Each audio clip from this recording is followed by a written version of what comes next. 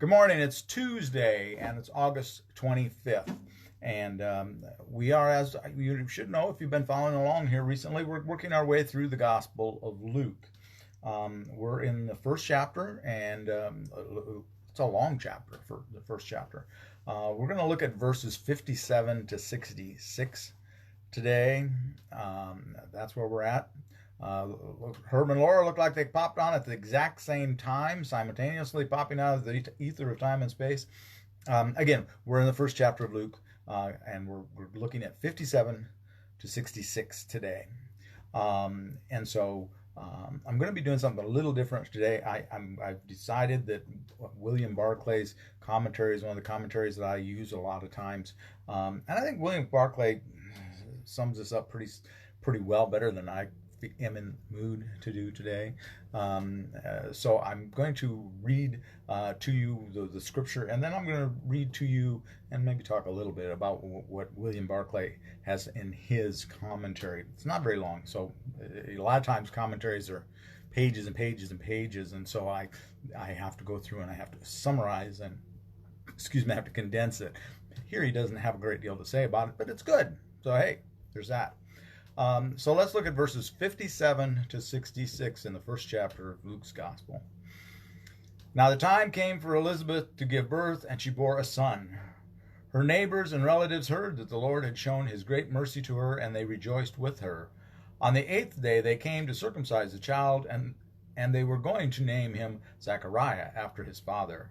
But his mother said, "No, he is to be called John." They said to her, "None of your relatives has that name." Then they began motioning to his father to find out what name he wanted to give him.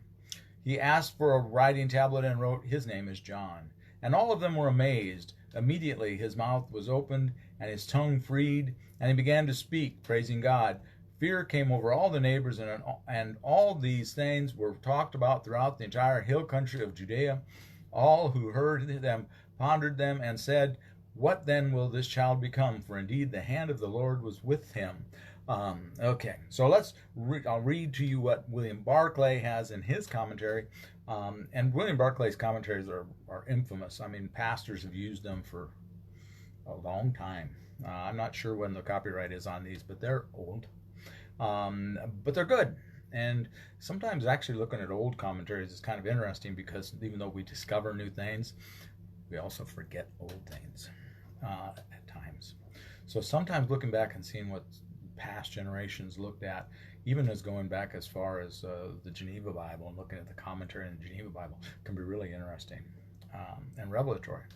So I'm going to read to you William Barclay's writing. In Palestine, the birth of a boy was an occasion of great joy. When the time of the birth was near at hand, friends and local musicians gathered near the house. When the birth was announced and it was a boy, the musicians broke into music and song, and there was universal congratulation and rejoicing. If it was a girl, the musicians went silently and regretfully away. There was a saying, the birth of a male child causes universal joy, but the birth of a female child causes universal sorrow. So in Elizabeth's house there was double joy. At last she had a child, and that child was a son. On the 8th day the boy was circumcised and received his name. Girls could be named any time within 30 days of their birth. In Palestine, names were descriptive. They sometimes described a circumstance attending the birth, as Esau and Jacob do. They sometimes described the child. Laban, for instance, means white or blonde. Sometimes the child received the parental name. Often the name described the parents' joy. Saul and Samuel, for instance, both mean asked for. Sometimes the name was a declaration of the parents' faith. Elijah, for instance, means Jehovah is my God. Thus, in a time of Baal worship, Elijah's parents asserted their faith in the true God. Elizabeth, to her neighbor's surprise, said that her son must be called John, and Zacharias indicated that that was also his desire. John is a shorter form of the name Johanan, which means Jehovah's gift or God is gracious. It was a name which God had ordered to be given to the child, and it described the parents' gratitude for an unexpected joy.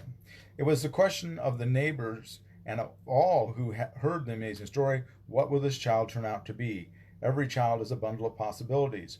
There was an old Latin school teacher who always bowed gravely to his class before he taught them.